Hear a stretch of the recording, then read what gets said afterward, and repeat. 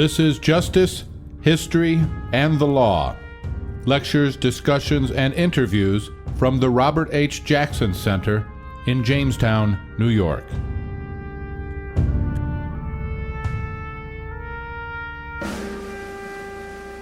April 28, 2004. The Robert H. Jackson Center hosted a recognition dinner for Linda Brown Thompson and Cheryl Brown Henderson at the Anthony M. Hotel, Chautauqua Institution. Nicholas deB Katzenbach was the featured speaker. Nicholas Katzenbach, former Attorney General, made a return trip to Jamestown as he was the featured speaker at a recognition dinner of Linda Brown Thompson and Cheryl Brown Henderson held at Chautauqua Institution. Katzenbach was instrumental in passing the Civil Rights Act of 1964 and the Voting Rights Act of 1965, neither of which would have been possible without the Supreme Court's decision in Brown v. Board. Nicholas Katzenbach's appearance was part of a two-day celebration of the landmark case Brown v. Board of Education. To introduce our honored guests, an individual who was at the platform 1045 Chautauqua this past year, Professor John Q. Barrett. John Q. Barrett is no stranger to Chautauqua Institution, certainly no stranger to the Robert H. Jackson Center. Professor Barrett is the professor of law at St. John's University in New York and the Robert H. Jackson Center's Elizabeth Linnea Fellow. He discovered, edited, and introduced Justice Jackson's That Man, an insider's portrait of Franklin D. Roosevelt. That Man, Jackson's previously unknown and never published memoir of FDR and the New Deal, is a Book of the Month Club and a History Book Club main selection. That Man has been a topic of much discussion, having been covered by NPR, Washington Post, Wall Street Journal, New York Times, all favorable, wonderful reviews. John is a graduate of, I don't want to be too formal or personal here. Professor Barrett's a graduate of Georgetown, Harvard, and was a law clerk to Judge A. Leon Higginbotham, Jr. of the U.S. Court of Appeals for the Third Circuit. An associate counsel in the Office of Independent Counsel, Lawrence E. Walsh, during that Iran-Contra affair, and counselor to the Inspector General in the United States Department of Justice. Currently, John is writing a biography of Justice Jackson that will include the first inside account of his year away from the Supreme Court as the American chief prosecutor at the Nuremberg trial. I can't tell you how honored I am not only to introduce John, but to call him a friend, and the Robert H. Jackson Center calling you a friend, because you've given us that real sense of scholarship, instant credibility, not only here, but when he's on book signing tours, and the first thing that comes out of everybody's mouth is Professor of Law, St. John's University, and the Elizabeth S. Linnea Fellow at the Robert H. Jackson Center, and that, to me, is cachet, and it's just an honor. Professor Barrett.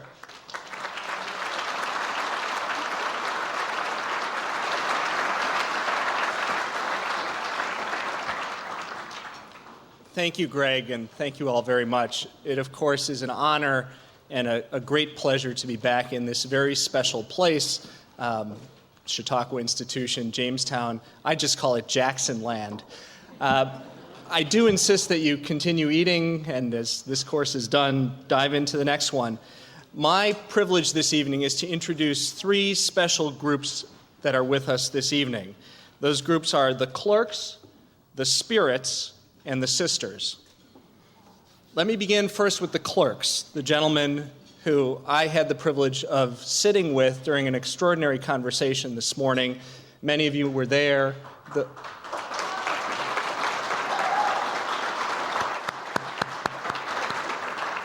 And those who weren't will be able to watch it. And I really think something happened there that was not only wonderful and interesting, but was new.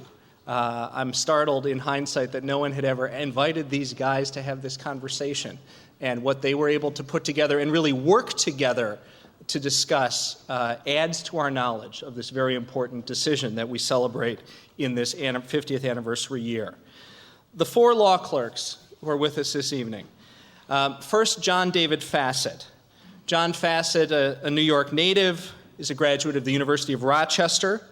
He served in the military during World War II, began Yale Law School, and then was interrupted by a recall to military service during Korea. Finished his education at Yale Law School, and then became a clerk to Supreme Court Justice Stanley Reed, and was with Reed, of course, for the term, October term 1953, which was the year in which Brown versus Board of Education was decided.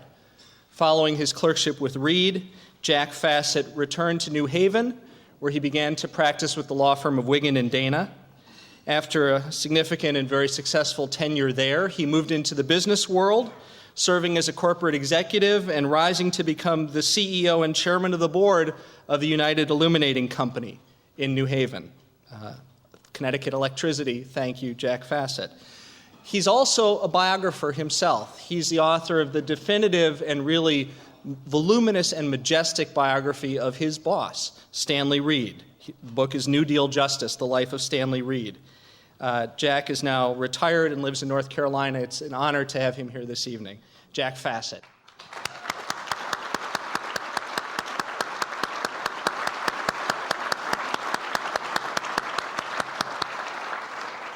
I'm also pleased to note that Jack is here with us tonight, as he has been through most of his life, with his wonderful wife, Betty, herself a veteran of our nation's service during World War II, a delightful person, Betty Fassett. We're delighted to have you here.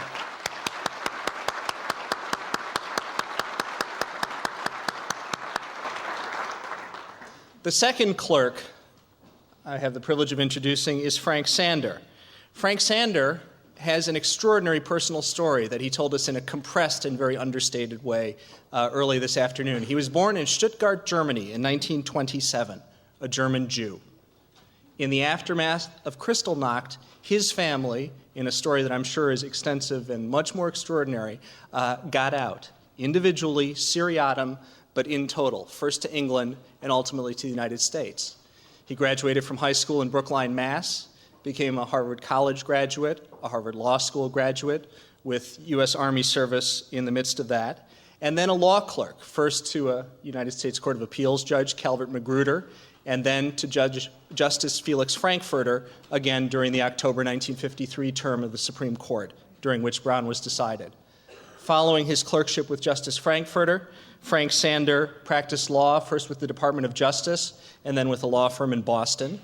And then in 1959, no doubt influenced by, steered by, and benefiting from the guiding hand on the elbow of Felix Frankfurter, he moved into the workforce that was once Felix Frankfurter's himself. He became a professor of law at Harvard Law School in 1959.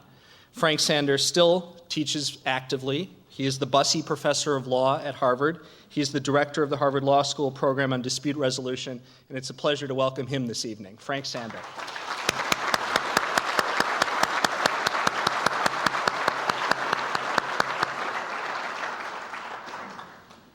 The third law clerk is a returning guest to Chautauqua Institution and to the Jackson Center, for he is E. Barrett Prettyman, Jr., Justice Robert H. Jackson's final law clerk.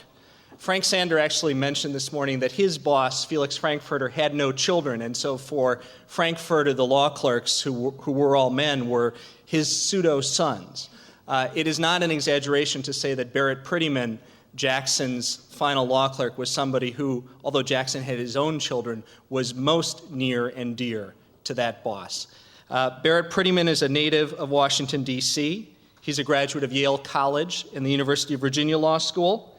Following his graduation from Virginia, Jackson hired him as a solo law clerk. I will note that these other fellows all had a sidekick to split the load, although not on the Brown case, which they each principally handled. Barrett Prettyman was Jackson's only clerk during the 1953 term and then beginning the 1954 term, during which Jackson suddenly and tragically died of a heart attack. Following Jackson's death, Prettyman clerked for Justice Frankfurter briefly, and then for Jackson's successor, Justice John Marshall Harlan. So in 2 terms at the court, Barrett Prettyman clerked for 3 Supreme Court justices. Following those clerkships, he joined the law firm of Hogan and Hartson in Washington, D.C., becoming a partner. He left Hogan to serve the government during the Kennedy administration in the Department of Justice, where he was a colleague of a guest I'll introduce later this evening. Returned to Hogan and Hartson and is an accomplished Supreme Court litigator. He's also an officer of the Supreme Court Historical Society. He served a tenure as the Inspector General of the District of Columbia, and he is today of counsel to Hogan and Hartson.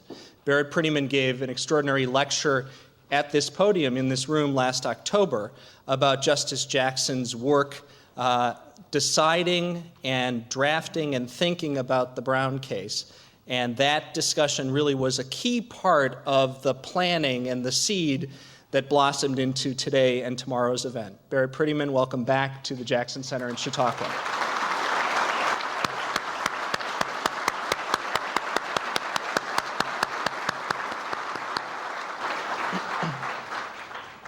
The fourth law clerk who's with us this evening is Earl Pollock.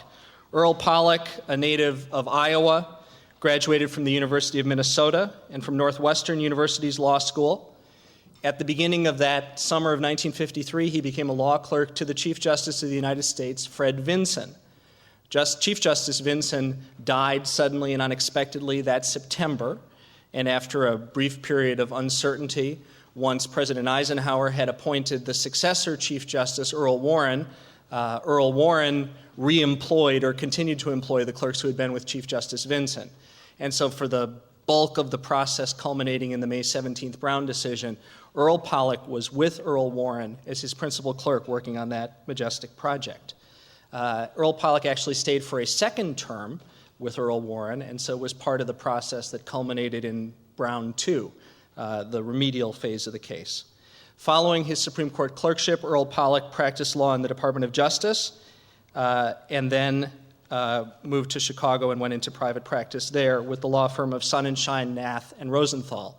He's an antitrust specialist, became a senior officer in the American Bar Association, taught and lectured widely, is now retired living in Sarasota, Florida, where he's president of the Florida West Coast Symphony, which in some way seems connected to Chautauqua.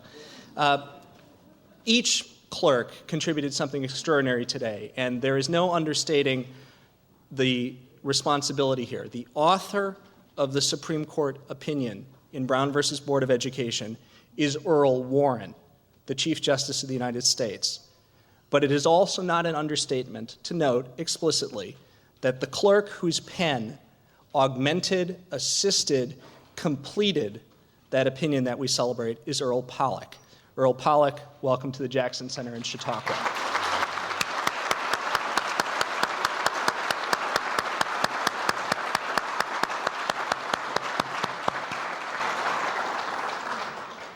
I'm not hearing your forks, and maybe they haven't served anything, but that's part one of my introductions. Those were the clerks. My second group is the spirits, and I actually have about 14 who I will mention somewhat briefly. The first, already touched on by Raleigh Kidder, is Albion W. Tourget, American novelist, carpetbagger, judge, lawyer, failed Reconstructionist who fled north to live in Mayville, attorney who lost as co-counsel Plessy versus Ferguson. An interesting addition to the work that Kathy Crocker has done and the remarks that Raleigh made is that Jackson was guided to Tourget's role in the Plessy case by one of the leading academics of that day, the early 1950s, as Jackson struggled with the history of the framing of the 14th Amendment.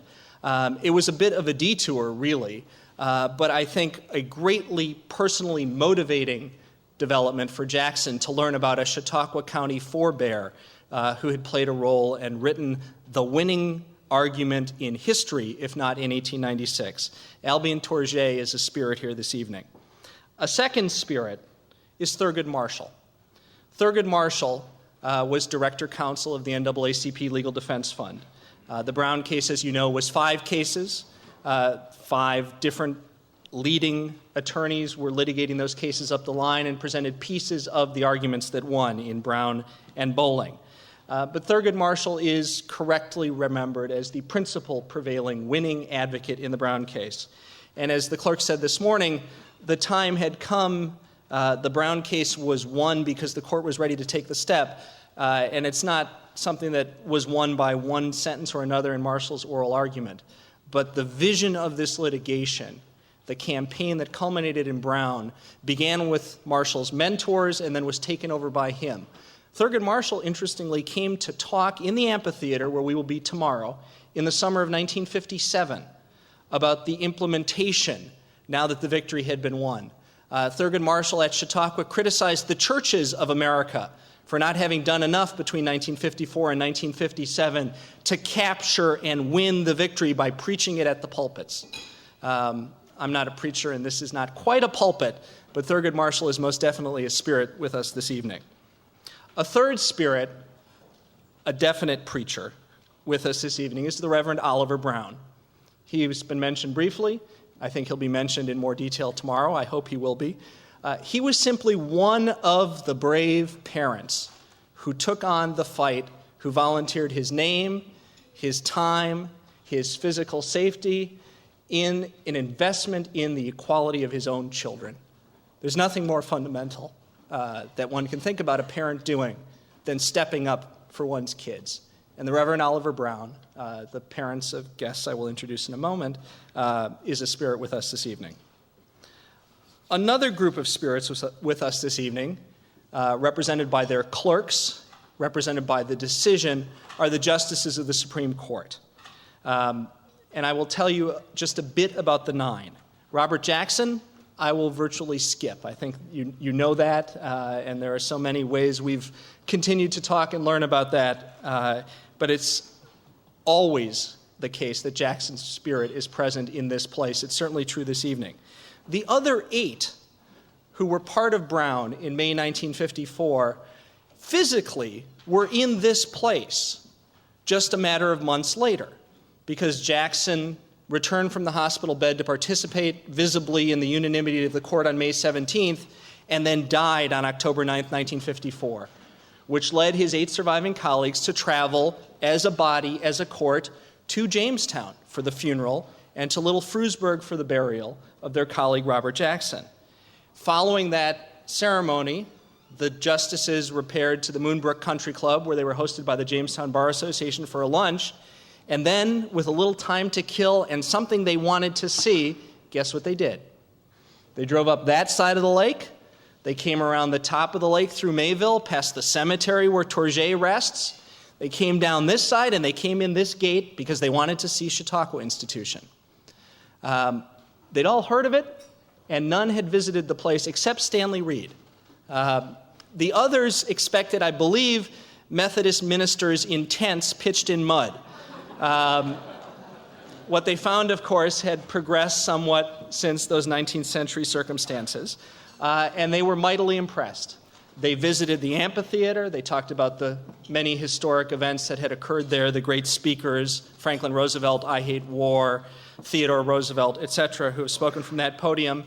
And they spent time simply soaking up this place, which gave them, in that tragically closing moment, a new and deeper understanding of their dear colleague, Robert Jackson. Now, they were Sherman Minton, Harold Burton, Hugo Black, William Douglas, Tom Clark, Stanley Reed, Felix Frankfurter, and Earl Warren. A few words about a couple of them. Hugo Black was from Alabama.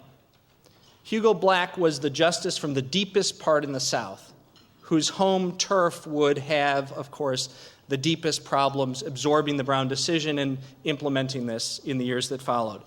Hugo Black was one of the quickest and most decisive votes to reverse Plessy versus Ferguson in that case.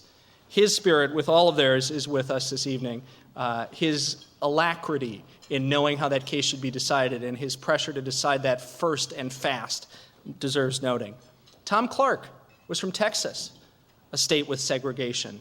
He'd lived it and known it, and he too wrestled with this question and was part of the decision.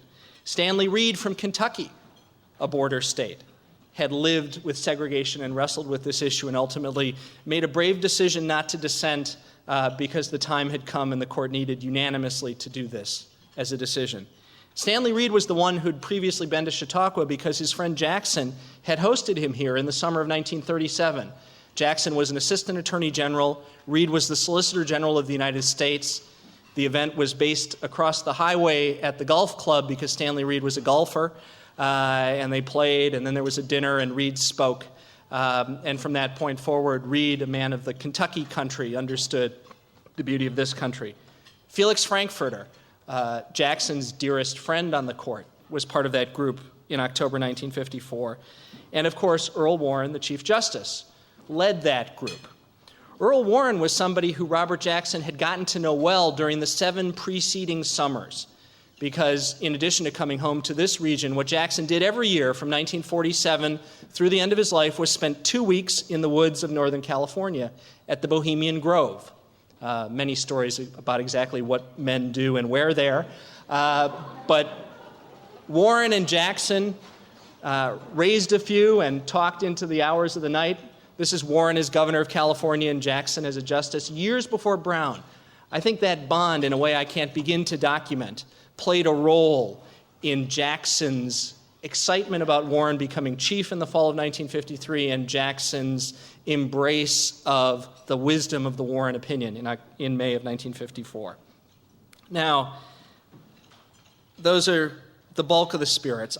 I'll mention 2 more. Greg mentioned that I clerked for Judge Leon Higginbotham my first 2 years out of law school. No longer with us. Leon Higginbotham was a giant, one of the brave early African-American lawyers to emerge from an Ivy League school in the 1950s, and himself the counsel of his regional NAACP involved in Pennsylvania desegregation litigation. When I began my clerkship, Judge Higginbotham made a point of grabbing me and my co-clerks very early in that first year and taking us to the judge's elevator and saying, "You need to meet Collins." Didn't know what that meant. We went down the elevator a couple of floors, and his colleague, whose home chambers was in Wilmington, Delaware, was there in Philadelphia for oral argument week. This gentleman's name was Collins Seitz. He was a federal judge of many years by the time I was being introduced to him by my boss in the 1980s. But the point of that introduction was that Collins Seitz had been a state court judge before he was a federal judge. And he had been a state court judge, a chancellor is what they called it, in the state of Delaware. And here's why both of those spirits are in the room tonight and why that introduction was so important to Leon Higginbotham, African American, as he introduced us to Collins Seitz, Caucasian American. The 5 Brown cases were the federal case from the District of Columbia, Bowling, and 4 state cases, South Carolina, Kansas, and the Delaware case. I'm forgetting one. Virginia, of course, and the Delaware case. The 4 other cases were coming on appeal to the court from adverse decisions in the lower court. The plaintiffs had lost, the parents had lost, the children had lost in 4 of the 5 cases. The exception was the Delaware case, where the chancellor, a man whose own windows were firebombed out of his house, who had to relocate his own children as he handled that case, who took Plessy versus Ferguson seriously and as far as the Supreme Court before Brown permitted him to and demanded equalization, had been Collins J. Seitz. Leon Higginbotham explained that all to me as a young law clerk. And in a way, this whole 2 days of wonderful events for me began there. And Leon Higginbotham and Collins Seitz are 2 spirits with us this evening.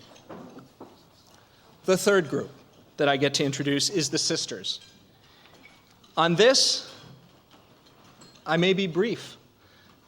Linda Brown Thompson was a young student, and Cheryl Brown Henderson was approaching school age when their father agreed to become one of the plaintiffs in Topeka, Kansas, challenging the segregation of the elementary schools. They won the case. They embody the lead name and thus carry a tremendous legacy which they have embraced in this body of 5 decisions. One of the most exciting things I learned as I prepared for this, watching a speech that Cheryl gave earlier this month at Yale University, was the perspective that they have. And of course, we will hear more about this tomorrow. She made a point of stressing that the caption of the case is called Brown et al. Versus Board of Education et al. They are the named lead party, but this case was about everyone who was a party And in each of the 5 states, it was a class action. So not even the participants limited the universe. It was parenthood on behalf of childhood that was the plaintiff at the bar. And that is the legacy that they embrace as they travel, as they speak, as they lead their own foundation, as they've developed an educational center in Topeka, literally in the school that was one of the issues in the case. It is an honor to welcome Linda Brown Thompson and Cheryl Brown Henderson to Chautauqua Institution and the Robert Jackson Center.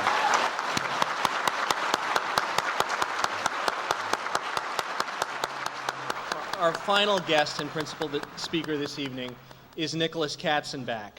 A native of New Jersey, he began his college education and then was called to Uncle Sam. After he got out of the Army Air Force, he graduated from Princeton in 1945, from Yale Law School, where he was editor-in-chief of the Law Journal in 1947, and then skipped the Supreme Court clerkship thing, which really seems sort of in opposition to this evening's theme, or today's theme. Instead, he was a Rhodes Scholar at Oxford from 1947 to 1949, and then went into private practice, into government law practice in the Department of the Air Force as general counsel, then into academia as a law professor, first at Yale and then at the University of Chicago, and all of that before 1961, when he joined the Kennedy administration. He served as Assistant Attorney General in the Office of Legal Counsel from 1961 to 1962, and then when Byron White went to the Supreme Court, he succeeded him as Deputy Attorney General of the United States from 1962 until 1965, at which point he became the Attorney General, where he served from 1965 through 1966. At that point, a very complex point for the country and the world, he moved to the State Department, where he served as United States Undersecretary of State for the remainder of the Johnson administration. Mr. Katzenbach then left public service and went into private business, a distinguished career including stints as president and general counsel of IBM Corporation, private law practice, and today serving as chairman of the board of the MCI Corporation. But all of that is only a sterling resume and an incredible list of accomplishments in weighty, responsible positions. The direct connection to this evening and this anniversary is that Nicholas Katzenbach was one of the people at the point, and perhaps it's not an understatement to call him the point man, for the project that began for this country with the Brown decision on May 17, 1954. For Brown said there was no place for segregation in education, and by doing so, the court nullified and retracted the laws that had divided this country. It did not begin to accomplish the social progress and repair that is an ongoing challenge for all of us. The nation in the early 1960s finally, for the first time really since the 19th century, passed serious civil rights legislation. And Mr. Katzenbach, as a senior Department of Justice official, was the agent of enforcement and the representative of this flag and this ideal in all of those incredibly complex clinches. Brown 0 to 10 is one way to think about the work that Nicholas Katzenbach was engaged in during the 1960s. The program has the biographical information. It also has 2 photographs which very powerfully capture a piece of what this is about. One is one of the handful of most powerful images in 20th century American history. It is George Wallace in the schoolhouse door. And the much bigger man who could have and probably in passing thought about snapping Wallace in half, standing with his arms folded but exercising presence and restraint, is Nicholas Katzenbach. The other lovely photograph of men in formal wear on the steps of the Supreme Court is Attorney General Katzenbach with Solicitor General Thurgood Marshall. It is an honor for Nicholas Katzenbach to be our speaker this evening, to grace us with his remarks. Thank you for being here at Chautauqua Institution and the Robert Jackson Center. Nicholas Katzenbach.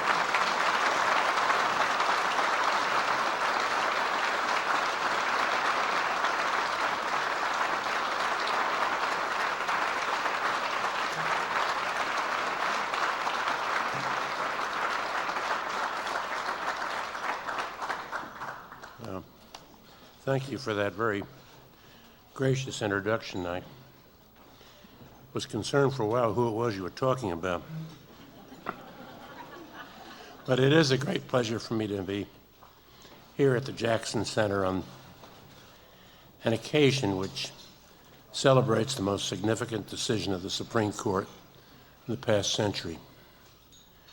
Justice Jackson was an important member of that court who helped Chief Justice Warren to achieve a unanimous decision, and the court, appreciating the strong public reaction to its decision, needed to be unanimous. I think no justice predicted or could have predicted the impact of that decision as it has evolved over the last 50 years. But they all knew it was a turning point in our long history of racial prejudice and the subordination of African American citizens to the white majority. The problem the court faced and had circumvented in prior decisions was the 1896 decision of the court in Plessy against Ferguson.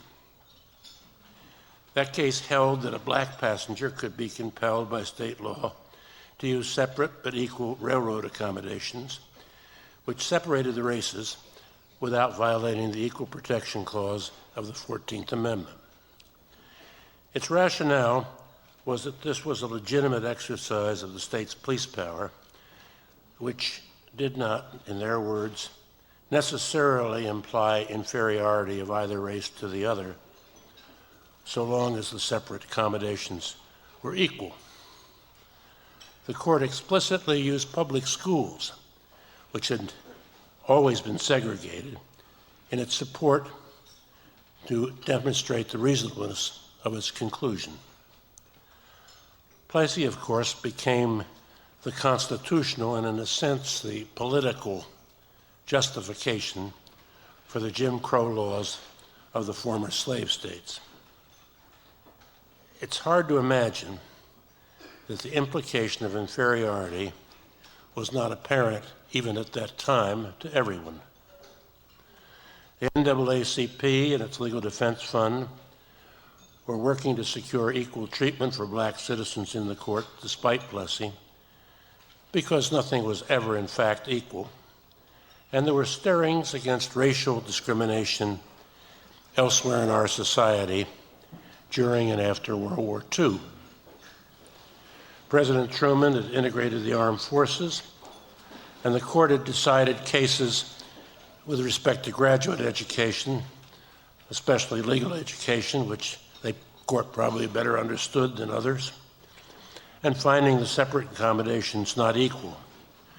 Charles Houston and Thurgood Marshall believed the court was ready to face Plessy head on, and they were right. All the justices disagreed, in fact, with the rationale of Plessy, but there was understandable concern about the public reaction, especially in the South. They were also aware of the administrative problems in accompanying school desegregation, and hence the famous, or if you will, infamous, with all deliberate speed. But I can't help but wonder if even they fully anticipated the revolution that Brown unleashed. Brown and its companion cases held that state laws requiring or permitting separation of the races in schools violated the equal protection and due process clauses of the Constitution. Such laws made an invidious distinction between the races, which prejudiced the learning of black students. The reaction to Brown in the southern states was, I think, even more resistant than had been predicted. There simply was no intention on the part of state officials, from the governor on down, to comply with the decision. It wasn't a question of time. They simply weren't going to voluntarily comply. The Legal Defense Fund brought cases which were stalled, delayed, appealed, and so forth, with little result. And when in Arkansas, the public school in Little Rock was ordered to admit a few black students, Governor Faubus, who incidentally had a reputation for being a liberal and for being as good as anyone in the South on race, nevertheless ordered, when it was ordered to admit the black students, he ordered the State Guard to block their admission. After negotiations with the administration continued to fail, President Eisenhower, to his great credit, used federal troops to enforce the court order, and even after the admission, those girls needed, for the duration of their time, Army protection. But these efforts to desegregate schools were not the only results of the Brown decision. In 1957 and again in 1960, Congress made efforts to enact modest civil rights laws. Efforts which would not have even been attempted before Brown because of the legitimacy given racial discrimination by Plessy. Because of the Southern opposition and the ability of Southern senators to filibuster, and because enthusiasm elsewhere for the equal rights of blacks was somewhat tempered, the laws did not amount to very much. In fact, Thurgood Marshall spoke here at Chautauqua in 1957, as was said before, highly critical of what he regarded as rather puny efforts in Congress. The most important impact of Brown was probably less on school desegregation than on the politics of equality. Martin Luther King and the Southern church leaders seized upon the decision to demand rights far in excess of what the court had decided. Sit-ins in restaurants and lunch counters that were segregated by custom more than law began taking place, and arrest for trespass followed. While Dr. King, like his model Gandhi, preached nonviolence to his followers, their nonviolence was almost certain to induce violence on the part of others. The resistance of the white South to integration and the determination of the blacks to gain equal treatment was leading to increased danger and more violence. The struggle for African American rights was no longer confined to judges and courthouses and the efforts of the Legal Defense Fund. When John Kennedy became president and I, along with Barrett Prettyman, joined Bobby Kennedy's Justice Department, the Legal Defense Fund was bringing some of its cases to fruition, and Martin King was demonstrating with sit-ins and marches. The Civil Rights Division was expanded greatly under Burke Marshall. The federal government could enforce the law, a few executive actions could be taken, but there were very few laws to enforce. And enforcing Brown on any scale took both time and resources. How many school districts are there to sue? One by one. Thousands, I'd guess. And even if we had the resources, we didn't have the time. Litigation is a painfully slow process. Legislation was needed to preserve order, and meaningful legislation was simply not obtainable. The first crisis that I remember was the Freedom Riders, well-meaning Northern liberals who decided to ride an integrated bus through the Deep South. Predictably, violence occurred. And it showed the world that the federal government had limited resources when it came to protecting unpopular free speech. There was no national police force to maintain law and order, and the order which local and state authorities enforced was a one-way street, with blacks and their supporters being the ones arrested.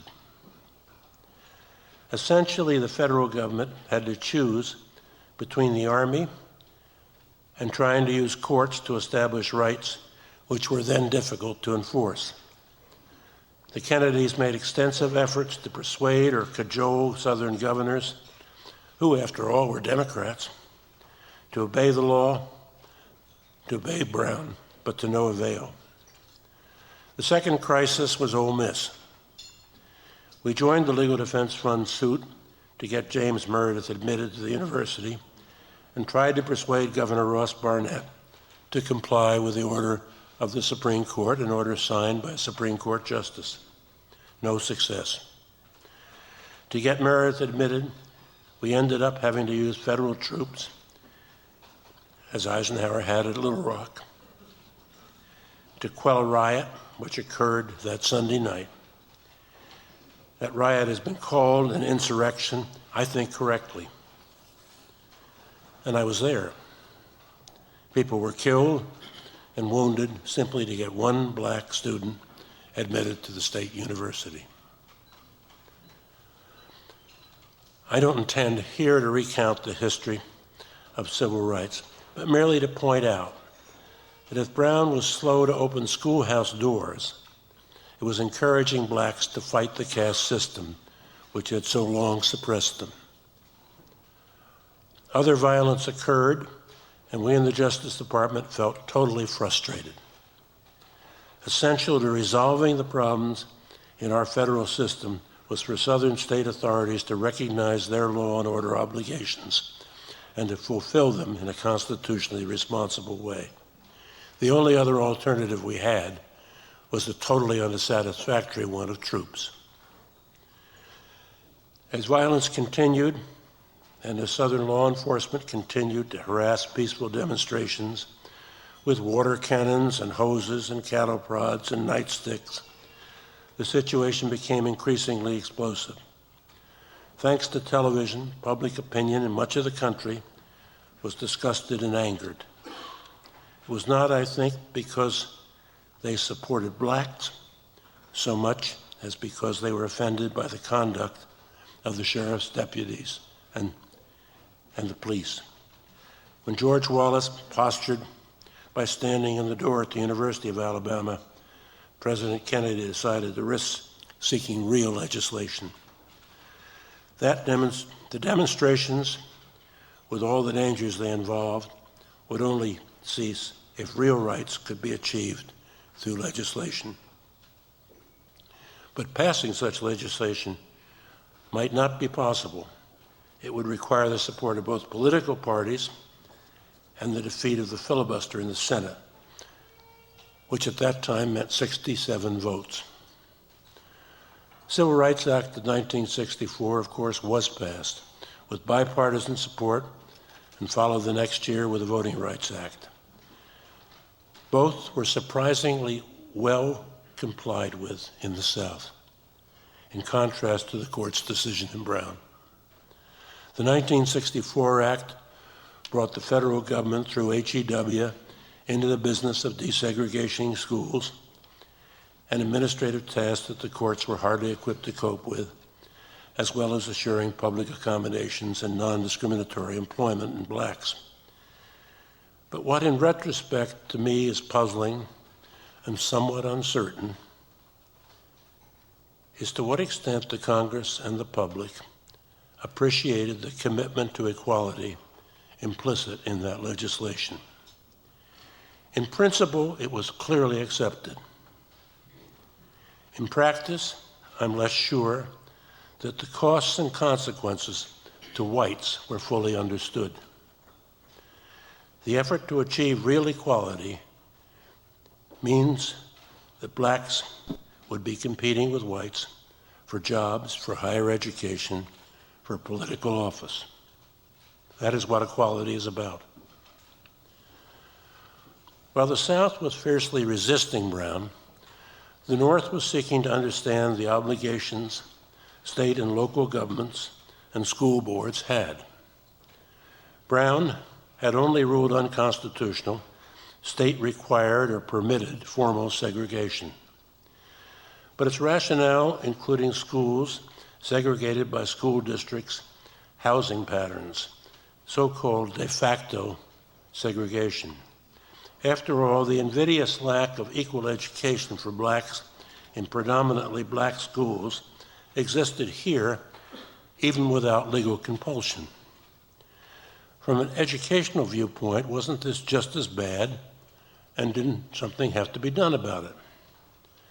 The issue was complicated further by the clear existence of past discrimination in housing, employment, even schooling, even if the racial discrimination could not be traced explicitly to state action. In the late 50s and 60s, and especially after 1964, large urban centers were into integration through busing and similar devices to achieve that goal, if not the narrower holding of Brown.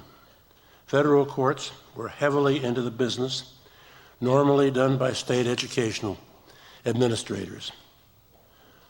Busing was distinctly unpopular with whites for a variety of reasons, the most important of which was that they saw their children going to schools with very large numbers of blacks and believed that the education of their children was therefore inferior.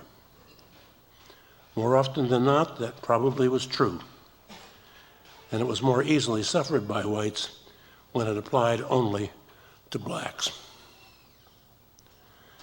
After Brown, I think it's fair to say that for some time, the Equal Protection Clause was read as guaranteeing minorities equal rights.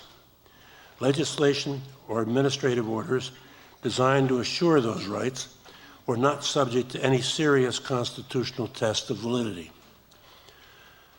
The clause was read as a check on what a white majority could inflict on a black minority. It was essentially a one-way street. The predominantly white legislature did not have to act to benefit a racial minority if it did not wish to, simply not to penalize it. If it wished to benefit that minority, the clause at that time, in my view, was no obstacle to doing so. The 14th Amendment was, after all, a product of the Civil War and designed to give all the rights and privileges of the white majority to the black minority. Racial prejudice in the United States has by no means been confined to the South. It took its most blatant form there in terms of Jim Crow laws, but for much of our history, most whites have tended to regard blacks as inferior. Outside the South, prejudice took the form of social segregation, discrimination in employment, housing, and in urban centers, inferior schools.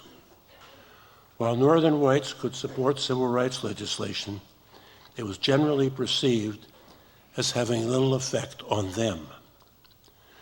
As Senator Dirksen sought to moderate the bill before passage to satisfy his more conservative members of the Republican Party, the modifications were always aimed at ensuring that the act would have relatively little impact in home states such as his own Illinois. Indeed, a cynic might have said the Republicans supported the bill because they knew it would have little impact on their constituents, while the Democratic Party would lose the solid South. But school desegregation in urban centers was having an impact on their constituents, and the riots of the late 60s in Los Angeles, Chicago, Newark, Washington left a bitter taste. While civil rights continued to be supported, and it was bad form to openly express prejudice, a great deal remained and remains today to be done to solve the problem of racial prejudice, particularly because in a sense it's gone underground. In 1968, the segregationist George Wallace got 13% of the popular vote in this country, much of it in the North, by appealing in subtle ways to racial bias and prejudice. He talked about welfare, education, and crime, surrogates for racial inferiority, techniques not lost upon other politicians and which still occur in campaign ads and rhetoric today. As John Ehrlichman in the Nixon administration put it, these issues can be presented in such ways as to permit a white voter to believe he was not attracted by a racial appeal. During the Nixon administration, some of the legacy of Brown underwent subtle change. Brown could be read in at least two ways without affecting its immediate result. Was segregation unconstitutional because of the demeaning harm caused by imposing segregation by law? Or was segregation in education unconstitutional because racial separation as such, whether or not compelled, was harmful to blacks? In the 1960s, there were many courts and commentators who took that more expansive view of Brown and viewed even de facto segregation as a violation of the Equal Protection Clause. Still others took the view that while not unconstitutional per se, nothing in the Constitution prevented states from adopting policies designed to achieve racial balance. It was in these debates that the extent of the constitutional prohibition using race as a classification, devices began to take on different and new meanings. In the 1970s, challenges began to be made to various forms of affirmative action designed to improve the status of blacks, all of which were, of necessity, race conscious. One cannot create racial balance in schools without taking race into account. But the use of racial criteria to redirect resources from whites to blacks in school desegregation programs, or for that matter in employment, began to be questioned both politically and in the courts. Some argued that such programs would further racial antagonism and looked for constitutional restraints on how far even a benign white-dominated government could go in helping blacks at the expense of whites. Since the 1970s, the constitutional issues have all been framed in terms of racial classification. The fact that racial classification must be strictly construed, a doctrine that made eminently good sense when one could suspect the motivation to deny a benefit or cause harm to a minority. But much of the public began to see harm being imposed on whites to benefit blacks and argued that such reverse discrimination had all of the evils of racial discrimination of the past. To a considerable extent, that view was vindicated, unhappily, by Justice Powell in the Bakke decision. There, he pronounced that the Equal Protection Clause applied to whites as well as to blacks. Voluntary efforts to desegregate could not be based on the stigma attached to separation, and there was no constitutional distinction between harm inflicted by separation on blacks and the harm of affirmative action inflicted on whites. Gentleman that he was, the justice did leave the door slightly ajar, in educational terms, by his approval of diversity as a legitimate objective. A bare majority walked, perhaps staggered, through that door when the court decided the recent University of Michigan cases. So, where do we as a nation stand after Brown? Should we be celebrating all that we have accomplished, or be saddened by where we are? I think both. If we think of Brown simply as desegregating education, we would have to see it largely as a failure. Schools in this country are today at least as segregated, in fact, as they were 50 years ago. That is discouraging, but the fault is neither that of Brown nor of the court. The court could and did eliminate state-supported segregation. It could not and did not eliminate that segregation caused by a host of other factors: property taxes, housing patterns, school district lines, and so forth, including, to some degree, racial bias. Efforts to solve problems of inferior education for so many African Americans through enforced desegregation simply didn't work sufficiently well.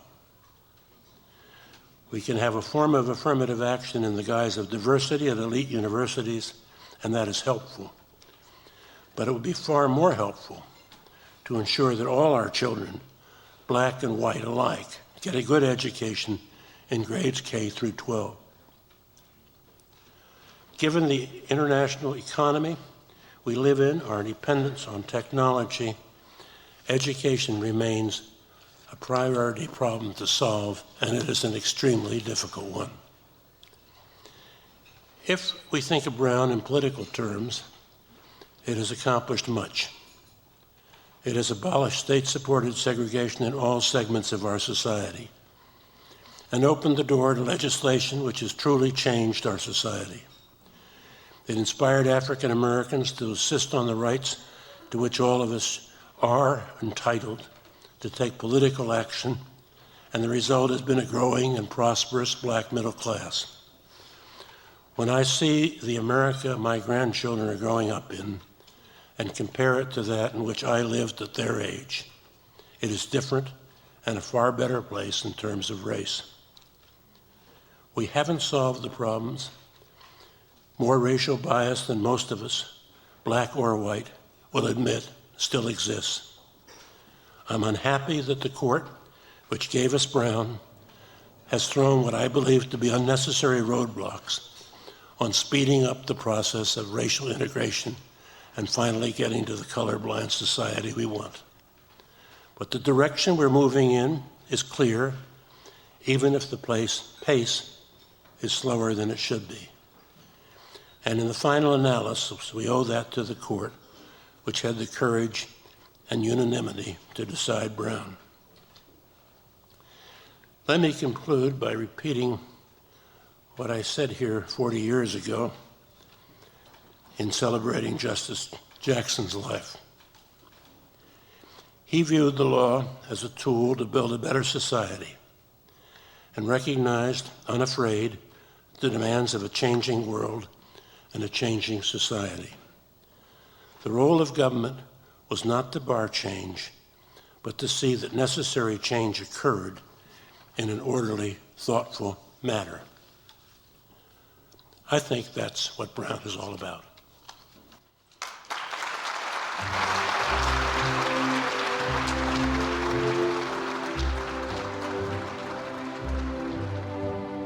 The Jackson Center is a historical and educational facility dedicated to preserving the legacy of this country lawyer who became Solicitor General, Attorney General, a Justice of the Supreme Court, and served as Chief Prosecutor at the Nuremberg trials of Nazi war criminals following World War II. To learn more about this program, Robert Jackson, the Jackson Center, and upcoming events, the Jackson Center is located at 305 East 4th Street, Jamestown, New York, and found on the web at www.roberthjackson.org or contacted by telephoning 716-483-6646.